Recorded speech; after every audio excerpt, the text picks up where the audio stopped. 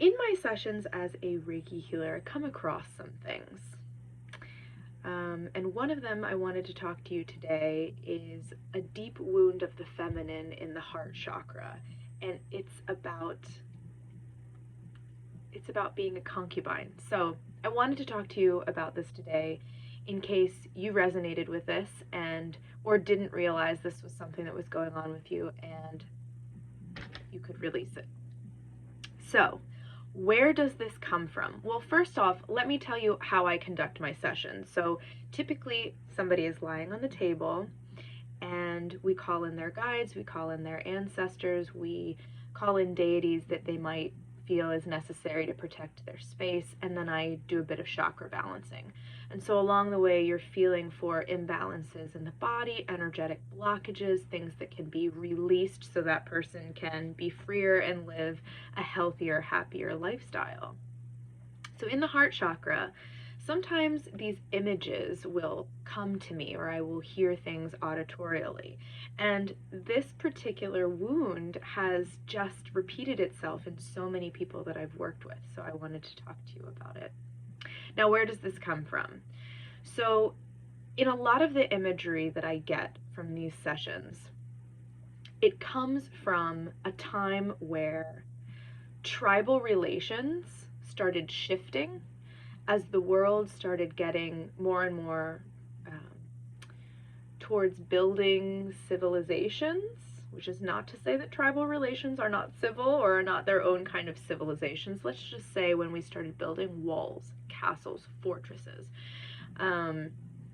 These wounds started when things started shifting. We took prisoners of war from other places. A lot of them were women. These came from all different places in, let's just say, Europe, because that's kind of where the focus of a lot of this imagery that came to me is from. So you had a lot of different women from different backgrounds and different languages forced to become a part of a new culture. And in a lot of these kingdoms, concubines of a sultan or a king. So new culture, new religion, sometimes even a new name. And at this point, beauty was a curse because you could be chosen if you were more beautiful to become a slave, a concubine, or maybe even eventually a queen or somebody held in high in court. So women had to learn how to outwit other women. It is when competition, a start of a competitive wound with other women. Because to be chosen, you had to be seductive. You had to, it was very patriarchally and male focused. It's all about the man. The man has all the power in this position for this person. And the most popular women, beautiful or not, got the best clothes, got the best rooms, and were more importantly safe from execution, from rape, from being exiled, from the cold. And the highest of these positions, either the queen or the highest concubine, could kill off her rivals. So you see where I'm going with this. Now, let's not even get talking about age, because the higher in age that a person went, the value decreased. It was all about the younger people coming in. Is this ringing any bells here? Is this a wound that has any relevancy in today's society? Think about that. So eventually, I think to a certain extent, there became this understanding that in order to achieve real power, you would have to become king. And we do have an example, or a couple of examples of women doing this in history, and it's really amazing at that time that they were able to do this. But you can start to see the beginnings of what is called the toxic feminine in this particular archetype, where the female realizes that she has to take power and wield it like a man in this time, because it was atypical to wield from a feminine point, from softness, from a nurturing standpoint. And you see these wounds of jealousy and envy among women, and the idea that you have to secure your position with children. So before I take this into the modern context, there's been a lot of talk about the patriarchy and the matriarchy, and what does that look like stepping into this new age for women having power? We have to clear this wound first, I think, because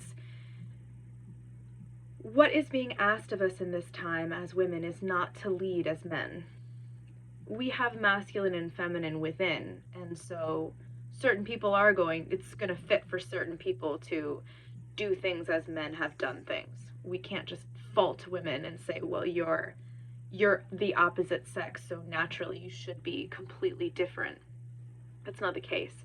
But you'll know inside of yourself if you are suffering from this wound, if you think you have to do things always in a masculine way, that you won't be respected by doing it in a feminine capacity, and it's not working for you. There's a lack of identity issue. There's a feeling that one might be persecuted for being a woman that I think can relate to some of these images that I'm seeing in a lot of my sessions.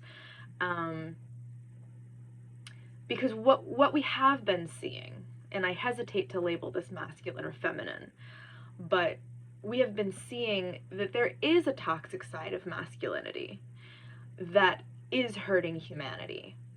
And so we do have to recognize within, like one of these vibes would be fake it till you make it. It's very toxic. You're lying to somebody about what you can do and who you are in order to get a job, or and if you're not willing to actually put the work into it and learn on the fly, if this is something that you feel like you have to do, then you're identifying with an identity that you don't have, and it's going to create more self-esteem issues because you're not there yet. I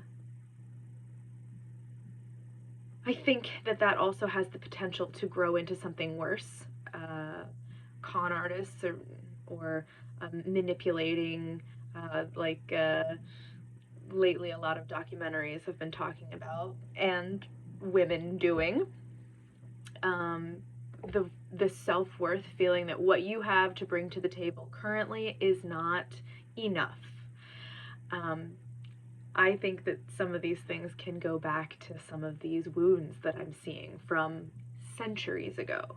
So it's so important to dive into one's own Akashic records. It's so important to get Reiki sessions and energy healing sessions and soul retrieval sessions if you believe in or subscribe to shamanism, because these are the things that you can pull out of yourself and say, okay, these were my past lives, or these are the things that I resonate with. These are things that feel like they are inside of me, and I can do something about it. Because we're in an entirely different age with entirely different circumstances, and we're different people. And I can show you how to use those things as well to your benefit. So if you have any questions about that, do pop that in the comments below. What do I have? I have Akashic Records readings on my Etsy shop, so I will link that. I have guided meditations that can help clear things for you on my YouTube channel, and that is for free. But what I don't want to happen is I'm starting to see, at least from the feminine angle, there is a group of women that are starting to hate men. And I don't want us to create stereotypes, because it's really easy for anybody who is not inclined, let's just say, to believe in the rights of women or the equality of women or the progression of women, to just take that and use that against us. I think every person should become as balanced as possible, which means understanding where you are masculine and understanding where you are feminine and understanding how you use both of those energies to go about your life and how other people use those energies to go about their lives, and to forgive people and where they are in their lives and how they do things to a certain extent, while at the same time reaching for spiritual mastery and self-actualization. So I'm starting to see, especially among young people, this ideology that all men are bad, that, you know, this hatred towards men, wanting to punish them for things that psychologically might be rooted into, like, what happened in their family, or maybe even past lives, or, but more importantly, like past relationships, present and past relationships, and that these issues deserve healing no matter where they come from. That we as women in today completely understand and respect, and in some cases want, a man that is very masculine and powerful in his masculine,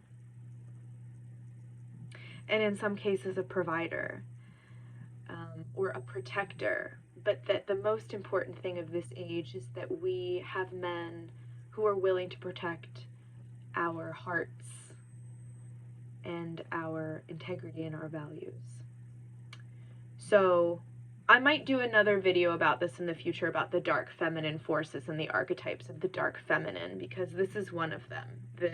The relentless woman that feels nothing but vengeance is going to make her feel powerful. The archetype of the sorceress. But I just wanted to put out there my findings in my sessions, because I think it's really important to acknowledge that sometimes some of the stuff that we feel isn't completely current. It doesn't have a logical present anchor for it. It can be a part of our soul lineage or our family ancestral lineage. And when we do this deep healing work, we heal our family and ancestral lines, and that heals the earth. And so we are also moving towards this great healing of the earth. And we're going to be split in two camps, I think, soon. And who knows what's going to happen. This camp that refuses to grow and the camp that is breaking off and venturing into new waters. So I want you to be a part of that camp that gets to see and experience the future, and with as much happiness as possible. So do this work, and if you have any questions, let me know. If you want to look further into your own records, or have a healing for yourself, go to my Etsy shop. I do have a 20-minute Reiki healing, and I believe it's distant. You don't even have to be present for it. I can do it as you go about your day. And then there are also other tarot readings on there. So if you're interested in that, let me know. And thank you so much for listening to this presentation on the concubinal wound of the feminine.